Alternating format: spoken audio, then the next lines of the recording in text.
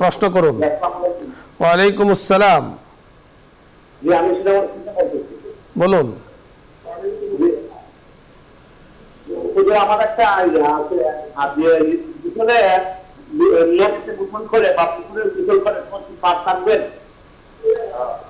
Volume কমিয়ে আরেকবার বলুন। নদীতে বা পুকুরে গোসল করতে কি পাক থাকবে, নামাজ পড়ে দেবে? নদী বা পুকুরে গোসল করলে পাক থাকবে। আমরা কিছুটা বুঝতে পেরেছি, কথা বলছি, আপনি শুনতে থাকুন। হ্যাঁ, নদী এবং পুকুর এগুলো যে শরীয়তের যে মাসআলাটা আছে যে 10 হাত 10 হাত 100 ফিট যদি 100 হাত যদি থাকে এবং গভীরতা আধার থাকে প্রায়, তাহলে এই জায়গাটা দাহদার দাহ যেটাকে বলে, যেখানে নাপাক থাকলেও হালকা নাপাক থাকলেও সে গোসল করলে অজু করলে তার গোসল অজু হয়ে যাবে। নদীর পানি প্রবাহমান, সে হিসাবে নদীর পানি দিয়ে অজু গোসল তো বিলকুল জায়েজ, কোনো সমস্যা নেই।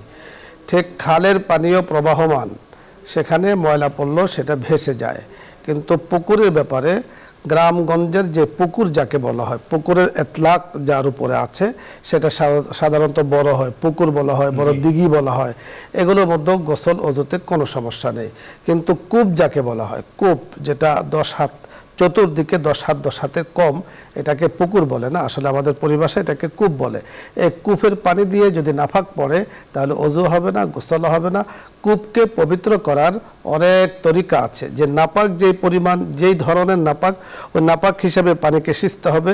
গাঢ় নাপাক হয়, শক্ত নাপাক হয়, বড় নাপাক হয়, যেটাকে গলিজা বলা শক্ত নাপাক, সেক্ষেত্রে এই কূপটাকে পুরা পানি সিঞ্চন করে পরে নতুন পানি দিতে হয়, তখন এই কূপটা পবিত্র হয়। এখন পুকুর এবং খালে আসলে অজু হবে, গোসল হবে, নামাজও পড়া যাবে, কোনো সমস্যা নেই।